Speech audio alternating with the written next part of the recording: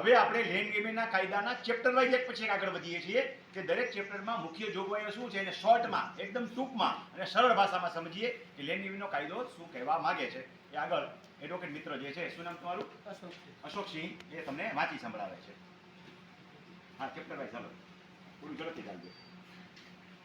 ગુજરાત રાજ્યમાં જમીન પચાવી પાડવાની પ્રવૃત્તિ અને તેની સંકળાયેલી બાબતો પર પ્રતિબંધ મૂકવા વિધેયક. ભારતના ગણરાજ્યના 71 વર્ષમાં નીચેની અધિનિયમ કરવામાં આવે છે. આ અધિનિયમ ગુજરાત જમીન પચાવી પાડવા પર પ્રતિબંધ અધિનિયમ 2020 કહેવાશે. તે સમગ્ર ગુજરાતને લાગુ પડશે. તે સને 2020ના ઓગસ્ટ મહિનાની 29મી તારીખે અમલમાં આવ્યો હોવાનું ગણાશે.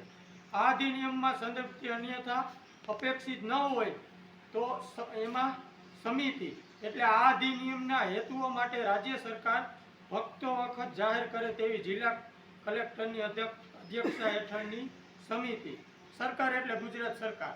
જમીનમાંના અને તેના પર હકનો જમીન અને મકાનો માળખાગત ભૂમિ સાથે જોડાયેલી બીજી વસ્તુઓ અથવા ભૂમિ સાથે જોડાયેલી કોઈ વસ્તુઓ સાથે કાયમીપણે બંધાયેલી કોઈ વસ્તુમાં ઊભા થનારા લાભોનો સમાવેશ થાય છે.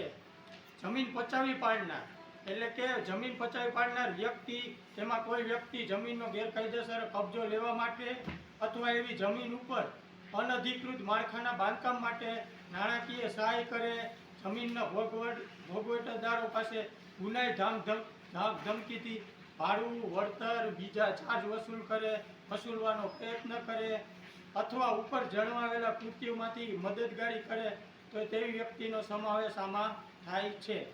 જમીન પચાવી પાડવી એટલે કે બળ, ધમકી, ગુનાઈ ધમકી, છળકપટ, પછી એમાં બધાય આવી જાય. સ્થાનિક સત્તામંડળ, ધાર્મિક સખાવતી સંસ્થા, ખાનગી વ્યક્તિની માલિકીનું હોય તેવી જમીન, સરકારી જમીન ગેરકાયદેસર કબજો લેવાના આશયથી અથવા એવી જમીન પર ગેરકાયદેસર કબજા ભોગવટાનો હક, પટ્ટો, પરવાનો, લાયસન્સ, કબૂલાત, તબદીલીથી અથવા વેચાણ ઊભા કરવા અથવા વેચાણ અથવા ભાડા અથવા ઉપયોગ અથવા ભોગવટા માટે તેના પર અનધિકૃત માળખા ઊભા કરવા માટે કોઈ જમીનનો ભોગવટો કરવાની અથવા ભોગવટો કરવાની પ્રયત્ન કરવાની જમીન પચાવી પાડવાની દરેક શબ્દોનો અર્થ તદનુસાર થશે.